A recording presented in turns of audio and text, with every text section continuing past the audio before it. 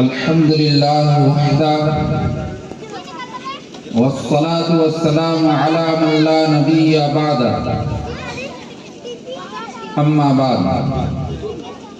فأعوذ بالله من الشيطان الرجيم بسم الله الرحمن الرحيم إنا أنزلناه في ليلة مباركة إنا كنا منذرين فيها يفرق كل أمر حكيم وقال النبي صلى الله تعالى عليه وسلم قوموا ليلها وصوموا نهارها أو كما قال عليه الصلاة والسلام نہ ہونے دیں گے ہرگز منتشر ہم اپنی وحدت کو، نہ ہونے دیں گے ہرگز منتشر ہم اپنی وحدت کو، بدل سکتا نہیں کوئی بھی قانون شریعت کو، نہ ہونے دیں گے ہرگز ہم منتشر اپنی وحدت کو، بدل سکتا نہیں کوئی بھی قانون شریعت کو، خدا شاہد ہے کسی سے نہیں ہے دشمنی ہم کو، خدا شاہد ہے کسی سے نہیں ہے دشمنی ہم کو، مگر شریعت سے پیاری نہیں ہے زندگی ہم کو، اگر شریعت پہ آنچ آئی تو شمشیر برآں ہے، برہنہ تیغ ہے تلوار ہے یعنی مسلمان ہیں، ہم اپنے خون کے چھینٹوں سے یہ اعلان کرتے ہیں، ہم اپنے خون کے چھینٹوں سے یہ اعلان کرتے ہیں کہ دین مصطفیٰ پر اپنی جان بھی قربان کرتے ہیں۔ واجب الاحترام، آج مورخہ 25 فروری 2024 عیسوی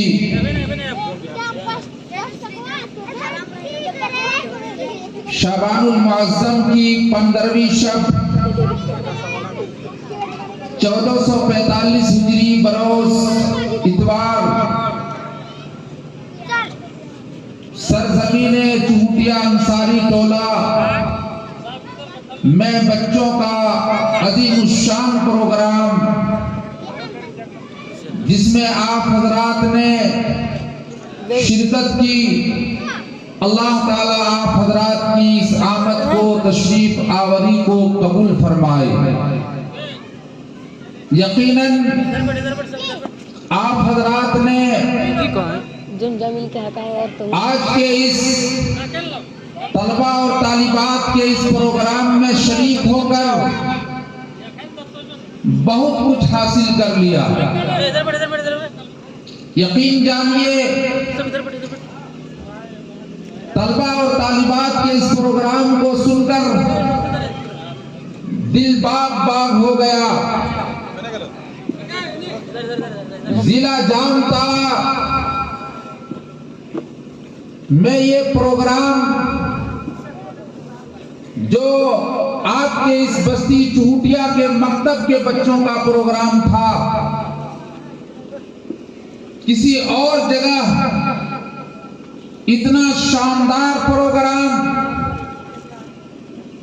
اور بچوں کا اتنا عمدہ پروگرام کہیں سننے کو نہیں ملتا ہے۔ یہ سرزمین چوٹیا کی خصوصیت ہے، یہ سرزمین چوٹیا زرخیز ہے، یہاں علمی فصلیں لہلہاتی ہے، یہ فصلیں جب پک جائے گی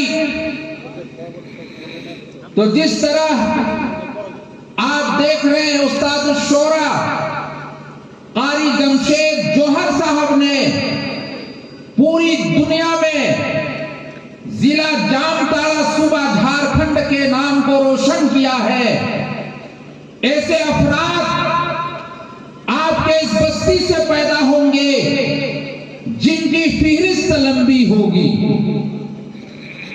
قرہ کی ایک جماعت پیدا ہوگی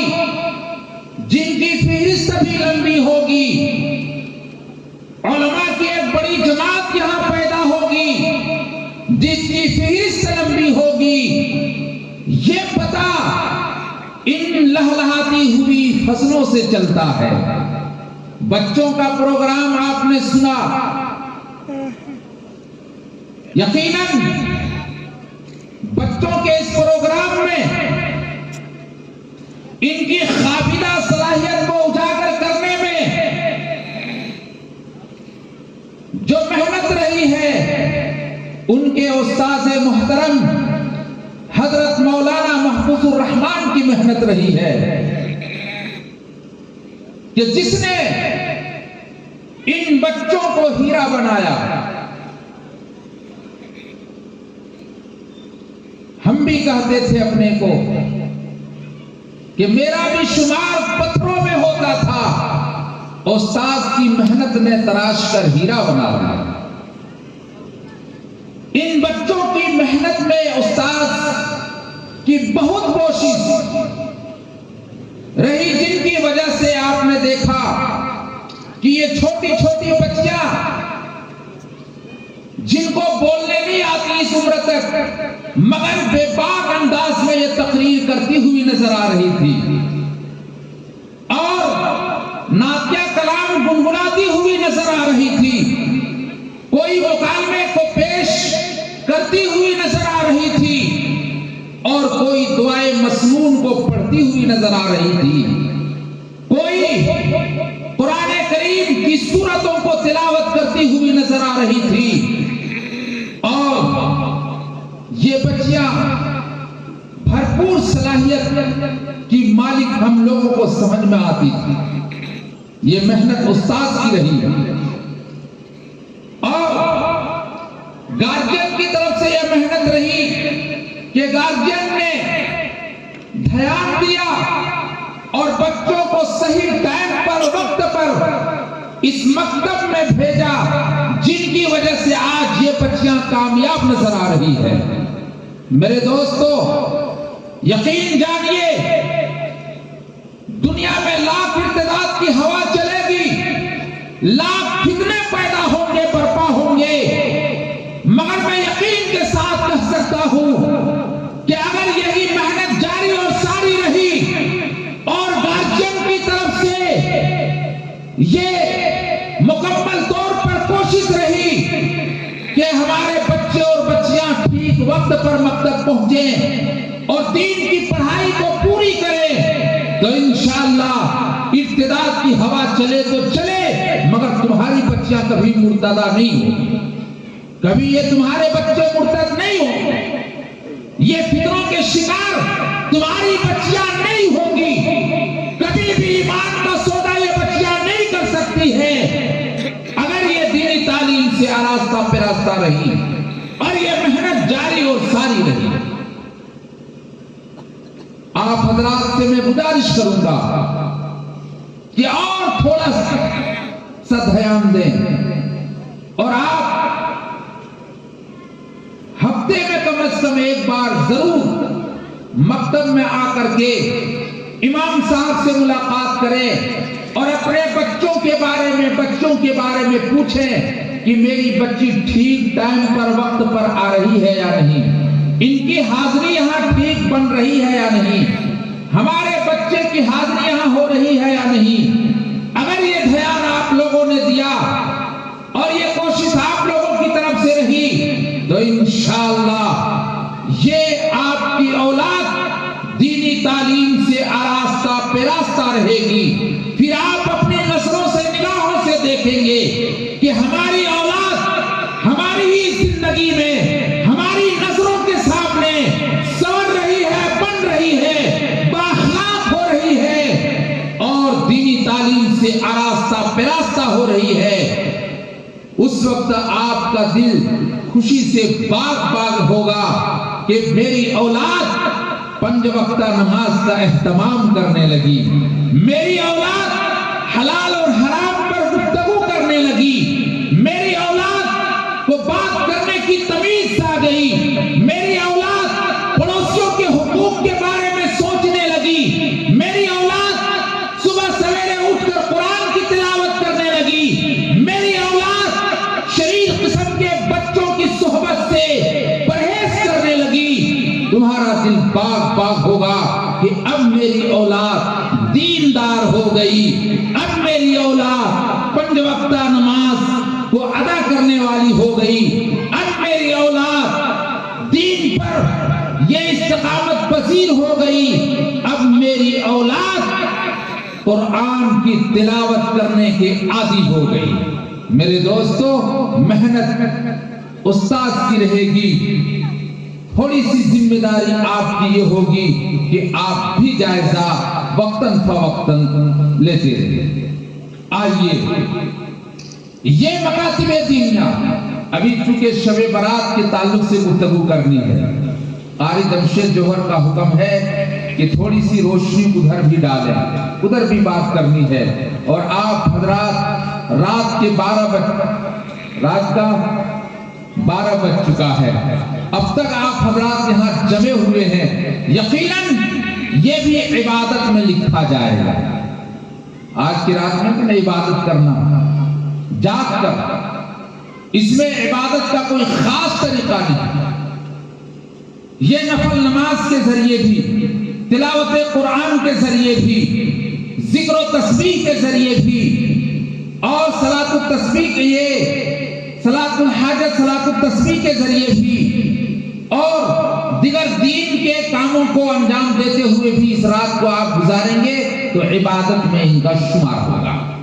آپ نے یقیناً دین کی باتوں میں سننے میں وقت لگایا، قرآن کی تلاوت کو سننے میں رات کو کٹایا ہے، تلاوت یہ نازیہ کلام کو سننے میں آپ نے رات گزاری ہے، یقیناً یہ رات آپ کی عبادت میں لکھی جا رہی ہے۔ تو کہنے کا مطلب یہ تھا کہ مکاتب دینیا کو کبھی بھی کمتر نہ سمجھیں۔ اگر ان مکتب میں پڑھا کر اپنے بچوں کو دیندار بنا دیا اور علم کے جو ضروری چیزیں ہیں ان کو سیکھنے کا موقع دیا، تو دنیا کے کسی بھی ڈپارٹ میں چلے جائیں یا دنیا کے کسی بھی علوم کو حاصل کر لیں، آپ کی اولاد کبھی بھی بے دین نہیں بنے گی اور آپ کی اولاد کبھی ایمان کا سودا نہیں کرے گی۔ یہ مکاتب دینیا جس کو کچھ روشن خیال قسم کے لوگ، دنیا دار قسم کے لوگ اس کو ویلو نہیں دیتے۔ بہت سارے لوگ تو کہتے ہیں مولوی صاحب دعا کیجئے گا، میرا لڑکا اعلیٰ تعلیم کے لیے لندن گیا ہے، ان کا امتحان ایگزام قریب ہے، دعا کیجئے گا۔ قرآن کی تعلیم کو وہ اعلیٰ نہیں کر رہا، دنیا کی تعلیم کو اعلیٰ کر رہا۔ نبی کا فرمان یہ ہے، خیرکم من تعلم القرآن وعلمہ، سب سے بہتر وہ آدمی ہے جو قرآن کو سیکھے اور دوسروں کو سکھائے۔ اس سے بہتر انجینئر کے علم حاصل کرنے والے نہیں، اس سے بہتر ڈاکٹر کے ڈگری رکھنے والے نہیں ہیں، اس سے بہتر دنیا کے کسی علوم و فنون اور ٹیکنالوجی کے علوم کو حاصل کرنے والے نہیں ہیں۔ سب سے بہتر وہ ہے جو قرآن کو سیکھے اور دوسروں کو سکھائے۔ آپ اس کا اندازہ یہاں سے لگا سکتے ہیں کہ اللہ کے رسول صلی اللہ تعالی علیہ وسلم نے ایک چبوترا بنایا، صفہ، مسجد نبوی کے صحن، اور مسجد نبوی سے ایک ہاتھ اس چبوترا کو اونچا بنایا، ایک ہاتھ۔ مسجد میں نماز پڑھنے والے یقیناً قابل احترام ہے، اور وہ بھی مسجد نبوی میں جہاں ایک نماز کا ثواب 50,000 نماز کے برابر ملتا ہے، وہ الگ چیز ہے، مگر یہاں اس چبوترا کا مقام ایک ہاتھ اونچا رکھا تاکہ دنیا والے کو پتا چلے کہ اس چبوترا پر، یہ صفہ چبوترا پر بیٹھنے والے کا مقام ایک ہاتھ اونچا ہے۔ مسجد نبوی میں نماز پڑھنے والوں سے بھی اس چبوترا پر بیٹھنے والے کا مقام ایک ہاتھ اونچا ہے۔ وہاں ذکر کرنے والے کے مقابلے میں یہاں پڑھنے والے کا مقام ایک ہاتھ اونچا ہے۔ دنیا کے ڈاکٹروں کو بتا دیا کہ تمہارے مقام سے ان کا مقام ایک ہاتھ اوپر ہے. یہاں سے آپ کہہ سکتے ہیں اے ڈاکٹر صاحب یہ جو میں نے اپنے بچے کو مدرسہ میں مکاتب دینیہ میں داخل کیا ہے یہ ان کا مقام وہاں کے اسٹوڈنٹ سے, وہاں کے پڑھنے والے انجینئر سے, وہاں حاصل ڈاکٹری کے ڈگری حاصل کرنے والوں سے ان کا مقام ایک ہاتھ اوپر ہے. ہم کبھی بھی حافظ قرآن کے مقابلے میں دنیا کے ڈگری رکھنے والے کسی دنیا دار کو ان کے مقابلے میں کھڑا نہیں کریں گے. ہمیشہ جب بھی مقام کو ناپیں گے تو حافظ قرآن کا مقام ڈاکٹر سے ایک ہاتھ اوپر بتائیں گے. جب بھی کبھی مقابلے کی وقت آئے گی تو ہم ان قاری صاحب کا مقام ڈاکٹر صاحب کے مقام سے ایک ہاتھ اوپر بتائیں گے. یہاں پڑھنے والے کا مقام وہاں کالج اور یونیورسٹی میں علم حاصل کرنے والے کے مقام سے ان کا مقام ایک ہاتھ اوپر بتائیں گے. یہ اللہ کے رسول نے بتا دیا کہ دنیا کے کسی بھی خطے میں, دنیا کے کسی بھی کالج میں, دنیا کے کسی بھی یونیورسٹی میں, دنیا کے کسی بھی جگہ میں درسگاہوں میں تم تعلیم حاصل کرو مگر یہاں حاصل کرنے والے کا مقام اور جن کا مقام یہاں سے مل جائے ان کا مقام ایک ہاتھ اوپر رہے گا. اس لیے مجھے کہہ لینے دیجئے دنیا میں جتنے بھی مکاتب دینیہ ہے, جتنے بھی مدارس دینیہ ہے, ان تمام کی نسبت وہ صفہ چبوترا کے ساتھ ہے. وہ شجرۂ نسب جن مکتبوں کا, جن مدرسوں کا, جن درسگاہوں کا, جن تعلیم گاہوں کا, جن یونیورسٹیوں کا, جن کالجوں کا وہ صفہ چبوترا کے ساتھ ملے گا.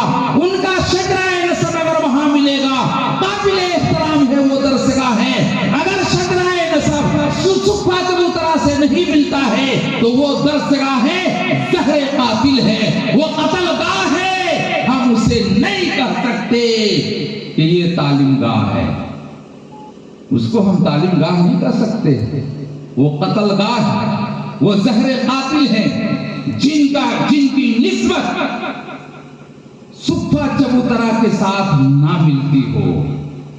اب اندازہ لگائیں جہاں اللہ کے نام لینے سے روک دیا جاتا ہو, جہاں بسم اللہ پڑھنے سے روک دیا جاتا ہو, جس کا حکم تو ہمارے قرآن میں ہے اور سب سے پہلی وحی جو نازل ہوئی ہے اقرأ باسم ربک الذی خلق خلق الانسان من علق اقرأ وربک الاکرم الذی علم بالقلم علم الانسان ما لم یعلم. یہ 5 آیتیں اتری ہے, اس میں سب سے پہلے یہی پیغام دیا اقرأ پڑھو. اللہ سے سوال کیا پڑھیں؟ فرمایا میرے نام سے پڑھو. ہر اس پڑھائی کو پڑھو جہاں میرا نام لیا جاتا ہو, ہر اس پڑھائی کو میرے نام سے شروع کرو. دنیا کو پڑھو, دنیا کی ساری چیز کو پڑھو, شجر کو پڑھو, حجر کو پڑھو, ندی کو پڑھو, نہر کو پڑھو, فلکیات کو پڑھو, ارضیات کو پڑھو, یونیورسٹیوں میں پڑھو, کالجوں میں پڑھو. شرط یہ ہے کہ میری یاد کے ساتھ پڑھو. جہاں میری یاد کی ممانعت ہو, جہاں بسم اللہ کی ممانعت ہو, جہاں رب کے نام لینے کی ممانعت ہو, ان کو لات مارو, اس پڑھائی کو اپنے سے دور کر دو. وہ ٹیکنالوجی کے علوم کیوں نہ ہو, وہ سائنس کے علوم کیوں نہ ہو, وہ دنیا کے کوئی بھی علوم کیوں نہ ہو, ان کو لات مارو جس میں میرا نام نہ ہو. کتنے خوش نصیب ہیں آپ کہ آپ کا بچہ وہ پڑھائی پڑھتا ہے جس پڑھائی کی شروعات رب کے نام کے ساتھ ہے. آپ کا بچہ ان تعلیم گاہوں, درسگاہوں میں تعلیم حاصل کرتا ہے جہاں قال اللہ قال رسول کی صدائیں گونجتی ہے. مجھے کہہ لینے دیجئے کہ جن کے پاس نگاہ بصیرت اور دیدہ عبرت ہے وہ کھلی آنکھوں ایک کرشمہ دیکھ رہا ہے کہ اس زہر آلود فضا میں اگر کوئی ایمان یقین کی روشنی کہیں سے پھیل رہی ہے تو وہ مکاتب دینیہ ہے, وہ مساجد ہے, مدارس اسلامیہ ہے. یہاں سے ایمان و یقین کی خوشبو پھیلتی ہے. مجھے کہہ لینے دیجئے اس تاریکی ظلمت و تاریکی میں اگر کوئی جگنو جگمگا رہا ہے تو وہ مکاتب دینیہ ہے, انہی کی بدولت جگمگا رہا ہے. مجھے کہہ لینے دیجئے اس پیاسے اور مضطرب انسانیت کے لیے کہیں آب حیات تقسیم ہوتا ہے تو وہ ہماری مساجد ہے, مکاتب دینیہ اور مدارس اسلامیہ ہے جہاں آب حیات تقسیم ہو رہا ہے. مجھے کہہ لینے دیجئے یہ وہ مینارۂ نور ہے جہاں دلوں کو روشنی ملتی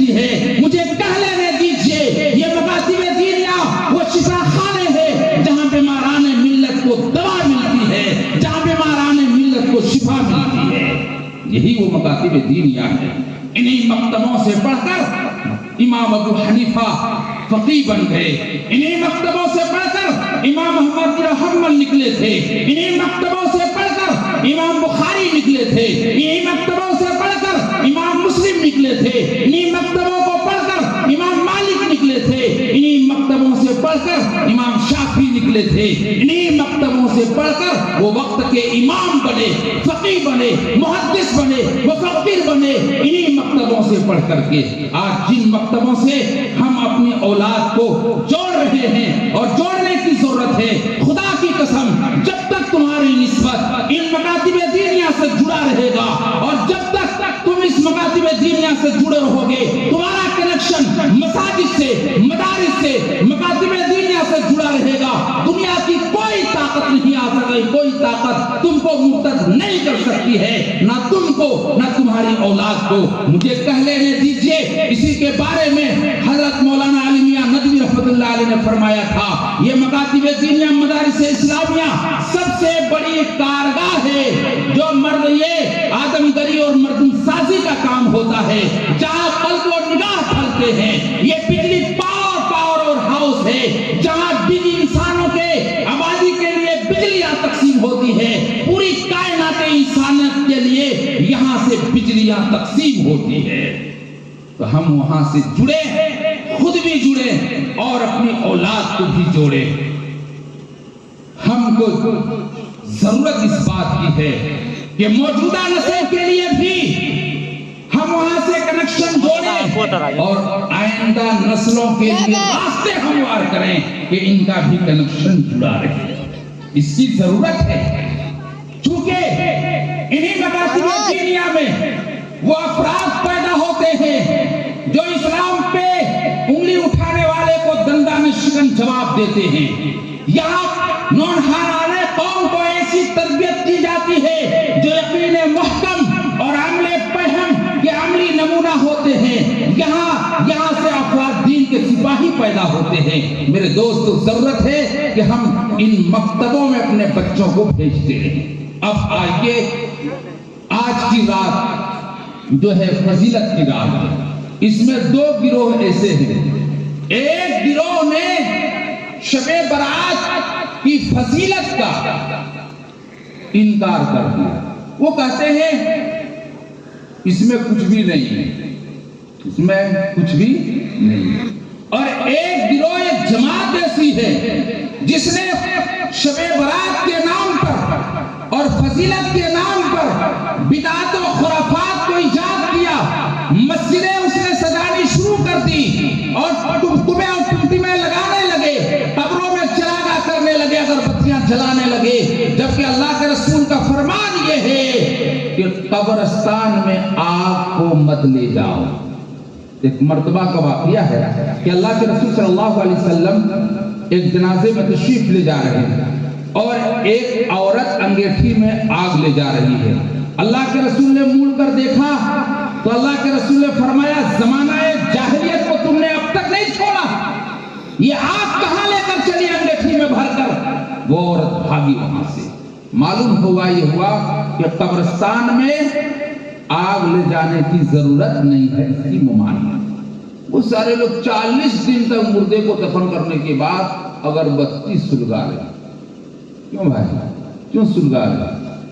خوشبو آئے گی. وہ الگ دنیا ہے, یہ الگ دنیا ہے. بے وقوف کم عقل اس دنیا کو اس دنیا پر محمول کرتے. اگر مرنے والا جنتی ہے تو جنت کی خوشبو کے سامنے اگربتی کی کیا حیثیت ہے؟ وہاں تو دودھ کی نہریں چل رہی ہے, وہاں تو شہد کی نہریں چل رہی ہے, وہاں تو حور و غلمان سے ملاقاتیں ہو رہی ہے, وہاں تو وہ شراب طہور پی رہے ہیں, وہاں تو وہ جنت کی خوشبو کو وہ سونگ رہے ہیں. وہاں اگربتی کو سنانے کی کیا ضرورت, وہاں اس کی کیا ضرورت؟ اور اگر تمہارا یہ عقیدہ ہے کہ ان کے لیے جہنم کی کھڑکیاں کھول دی گئی ہے, یہ جہنم میں جا رہا ہے, کچھ ایسے اعمال کیے کہ جہنم ہی کے مستحق ہے, تو یہ اگربتی کی خوشبو جہنم کی بدبو کو دور کر پائے. یہاں کی چادریں وہاں کی آگ کو بجھا پائے گی نہیں. معلوم یہ ہوا یہ طریقہ جو ہے یہ جاہلوں کا ہے, شریعت سے ناواقفوں کا ہے. یہ طریقہ جس نے تم کو سجھایا ہے ان کٹ ملاؤں کا ہے. جو جیب بھرو پیر اور پیٹ بھرو مولوی ہو سکتا ہے, وہ تمہارا رہبر و رہنما نہیں ہو سکتا ہے. تو ایک گروہ نے اس میں بدعات و خرافات کو ایجاد کیا, درمیانہ راستہ کیا. 17 صحابہ کرام سے فضیلت کی حدیثیں مروی ہے کہ اس رات کو جاگنا چاہیے, عبادت کرنی چاہیے, مگر عبادت کا کوئی خاص طریقہ نہیں ہے کہ اس رات میں ہم نمازیں کتنی پڑھیں گے, جتنی چاہو پڑھیں. رات کے وقت جو نمازیں پڑھنی چاہیے 2 رکعت کر کے پڑھنی چاہیے, پڑھیں جتنی چاہیں, کون روکتا ہے؟ 2 پڑھیں, 4 پڑھیں, 8 پڑھیں, 20 پڑھیں, 200 پڑھیں, 300 پڑھیں, 1000 رکعتیں, جتنی وسعت ہو پڑھیں, کوئی ممانعت نہیں ہے. یہ اشتراء عمل ہے. پڑھیں گے تو پائیں گے اور نہیں پڑھیں گے تو اس میں کوئی ملامت نہیں ہے, کوئی طعن و تشنیع نہیں ہے. پڑھیں گے تو پائیں گے, نہیں پڑھیں گے تو شریعت نے مجبور نہیں کیا ہے. چونکہ اس جو نفل نماز ہے جس میں رخصت ہے کہ جتنی چاہو پڑھو, اس میں کوئی تعین نہیں کہ کتنی رکعت پڑھو. مگر بعض کتابیں اٹھا کر دیکھو تو کسی نے کہا کہ 1000 رکعت پڑھو, اس میں فلاں فلاں فلاں فلاں سورت کو پڑھو. ارے یہ کہاں سے لایا فلاں فلاں سورت؟ ایک آدمی کو فلاں فلاں سورت نہیں یاد ہے, اس بیچارے کچھ اور سورت یاد ہے جن سورتوں کو تم نے لکھا ہی نہیں ہے, تو وہ کیا کرے گا؟ وہ تو محروم ہو جائے گا. معلوم یہ ہوا کہ سورتوں کی تعین ان کا خود سے ہے, کم پڑھے لکھوں نے اس کو تعین کر دیا. شریعت کی طرف سے کوئی تعین نہیں ہے, شریعت کی طرف سے کوئی تعداد متعین نہیں ہے. جتنی رکعتیں چاہو پڑھو اور جو سی سورت چاہو پڑھو. ایک بات تو یہ معلوم ہو, اس میں کون سی عبادت کریں؟ آپ نفل نماز بھی پڑھ لیجئے, کچھ پڑھتے پڑھتے تھک گئے, تلاوت قرآن شروع کر دیجئے.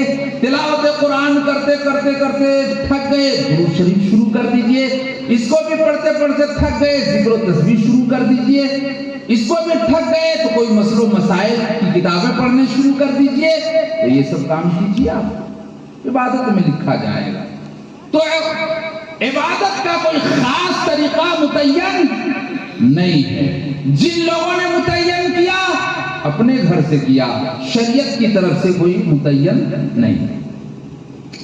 اور ہے کہ روزہ رکھو, وَصُومُوا نہارا, جو ہے رات کو جگو اور صبح کو کیا ہے روزہ رکھو. تو کتنا روزہ رکھیں؟ بہتر طریقہ تو یہ ہے کہ آپ روزہ رکھتے ہوئے آپ آ رہے ہیں, رکھتے رکھتے رکھتے رکھتے شب برات کے روزے سے بھی ملاقات ہو گئی, یہ تو اچھا طریقہ ہے, اور پھر رکھتے چلے جاؤ. یہ خاص طور پر شب برات ہی کے نام سے ایک روزہ یا 2 روزہ رکھنا یہ اتنا بہتر نہیں ہے. اگر آپ شروع سے رکھتے تو اچھا ہوتا, رکھتے چلے جاتے. مگر یہ ہے کہ ایک آدمی آگے سے بھی نہیں رکھا اور پیچھے بھی رکھنے کا پروگرام نہیں ہے. تو مولوی صاحب تو یہی کا بتایا کہ نا ماما سے کنا ماما ٹھیک ہے.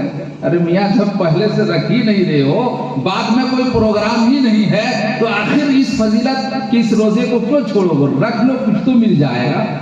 یہی صحیح جواب ہے, اس کے علاوہ کوئی جواب نہیں ہے. لاکھ لوگ چلائے چیخے, بڑی بڑی کتابیں لائے, تمام کتابوں کا نچوڑ میں بتا رہا. اگر شروع سے رکھتے ہوئے آ رہا تھا تو یہ تو سونے پر سہاگا تھا کہ اس کی تعین نہیں ہوتی کہ اسی دن یہ روزہ رکھا جائے. مگر ایک آدمی نے شروع سے بھی رکھا ہی نہیں, آگے بھی رکھنے کا پروگرام نہیں ہے, تو یہاں نہ ہونے سے تو کچھ ہو جانا بہتر ہے. تو یہ ہے رکھ لیا جائے, ثواب تو مل جائے گا. جب اشتراء عمل ہے تو مل ہی جائے گا, گناہ تو نہیں ہوگا. اب وہ جماعتیں جو چیخ رہی ہے کہ روزہ رکھنا بدعت ہے، رات کو جگنا بدعت ہے. ارے شراب جو پی رہا ہے، تم نے کبھی جلسہ منعقد نہیں کیا کہ شراب پینا بدعت یہ حرام ہے. کم از کم اس پر محنت کر لیے ہوتے، کئی شرابیوں کو توبہ کی توفیق ہو جاتی. اگر تم جو بلاکاری پر لوگ اترے ہوئے ہیں، کم از کم ان کی قباحت پر، ان کی غربت پر اگر تم کو ایک دو بیان دے لیے ہوتے عوام کے سامنے، تو کم از کم کئی بدکاروں کو توبہ کی تو توفیق ہو جاتی. کئی چور چوری کرتا ہے، ATM مارتا ہے، سود کھاتا ہے، رشوت کھاتا ہے، کم از کم ان کے بارے میں تقریر کر لیے ہوتے. کئی چوروں کو تو اس سے توبہ کی توفیق ہو جاتی، کئی رشوت کھانے والوں کو توبہ سے توفیق ہو جاتی، کم از کم وہ اس سے رک جاتے. مگر یہ سب کچھ نہیں. جو بیچارہ کسی طرح گنہگار آدمی اب اس رات کی فضیلت کو سمجھ گیا ہے اور وہ جاگ رہا ہے، روزہ رکھ رہا ہے، ان کے پیچھے پڑا ہے. تو مت رکھو یہ بدعت، اس کے پیچھے کیوں پڑا؟ ایک آدمی کچھ بھی نہیں کر رہا تھا، کر رہا ہے. ہو نہ ہو اس رات کی فضیلت، اس رات میں عبادت کی توفیق کی وجہ سے آئندہ بھی توفیق مل جائے اور یہیں سے ان کی زندگی میں انقلاب پیدا ہو جائے. اب یہ پکا نمازی بن جائے، روزے دار بن جائے، صاحب ایمان اور دیندار بن جائے. تو ہو سکتا ہے، اور کیوں نہیں؟ یہ رات فضیلت کی. فرمایا 8 قسم کے لوگ ہیں جو اس سے محروم ہوتے اس فضیلت کی رات میں. فرمایا شرک کرنے والوں کی دعا قبول نہیں ہوتی. ان اللہ لا یغفر ان یشرک بہ ویغفر ما دون ذلک لمن یشاء. جو اللہ کے ساتھ شرک کرے گا، اللہ